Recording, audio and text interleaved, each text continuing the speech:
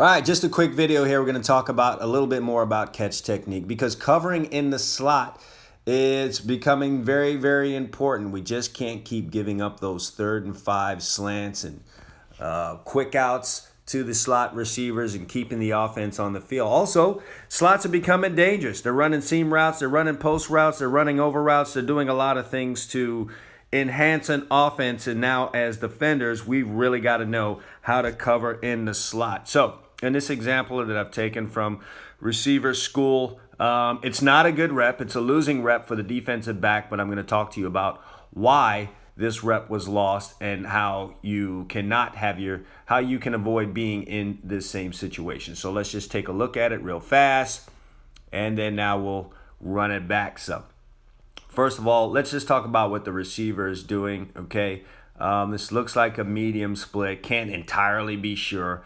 But where the defensive back is outside leverage, as we can see here, and the wide receiver smartly appears to be attacking that outside shoulder to widen the defensive back so that he can work more room inside to come inside. And, you know, we can get a visual on exactly what was done here. Look at where he's starting.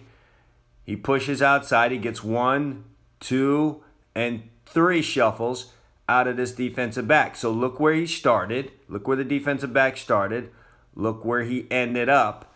And now the receiver has bought himself enough room to work inside. Now, here's how we know this is not going to be an outside route. Receiver attacks outside, but then quickly starts to stem back up. Now he's attacking this inside shoulder. If he has an out-breaking route, okay, if he has a route that needs to break out here, look at the situation that he would be in. He would have to cross this defensive back's face. And that's not the position you want to be in as a receiver. So right away here, okay, right now you may be thinking it's an outside route, but once he hits this stem here, as a defensive back, you got to start working yourself back into this position. You want to get to the position where this shoulder right here is lined up with the wide receiver's shoulder, okay? You should have that wide receiver's shoulder, outside shoulder more here, but at this point, the defensive back has overshifted. Now, in this case, in which he did shift, he had to react to the wide receiver widening him. Once he starts to stem back up the field, as you see here, widen, then he's coming back up the field. Defensive back, you got to plant your foot and start sliding back in this direction.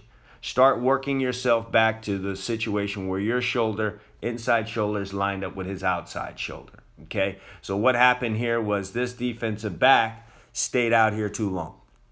He is overplaying his leverage. Once the stem happened, foot should have been in the ground and sliding back over. But instead, his reaction to that was to open his shoulders a little bit. All right, open his shoulders, allow the gate to open. And this is everything that the wide receiver wants. I'll widen him, I'll push up. Me pushing up the field will scare the defensive back, get his shoulders to open, and now we have a situation where separation has been created. Okay, look at the separation right there. And that's not what you want in the slot because the slot wide receiver is lined up very close to the quarterback. So any amount of separation, that quarterback can get that ball out really fast, and it's going to get to the slot wide receiver really fast. This is why in catch, you need to hold your ground and be aggressive. So talking through it again, shuffle step, slide, slide, slide. Once he puts that foot on the ground and stems up, you've got to stop, work your way back in here with your shoulders square. All right, imagine the shoulders being square, and you're going to make contact right here. But look at the defensive back. He gets passive at the point of contact. He's back on his heels. He opens the shoulder, drops his hips, and that's not how this thing's supposed to work, okay? Slide outside. When he stems back up, don't keep holding outside. He's not attacking the outside shoulder anymore. Work yourself back into him. Get your hands on him, and now you're going to ride that inside hip. You're going to be in better position. You're going to ride that inside hip, and you're going to end up being right here on him. And now you can get a hand across and block it, or even accelerate in front and intercept that ball. And that's really how that's supposed to work. Don't overplay your leverage. So I do have some videos posted here in the members area, a couple of them on catch technique. And you can get a good idea of what catch technique is supposed to look like, the right way to play it, the way to be aggressive and limit some of the routes that they're able to run in there, and also be able to use your help when you're playing here in the slot. Hope you enjoyed this video. As always, consistency breeds results. All eyes DB Camp. I will welcome any feedback on this video that you may have. You can send me a message, cwilson@alleyesdbcamp.com. Thank you for watching.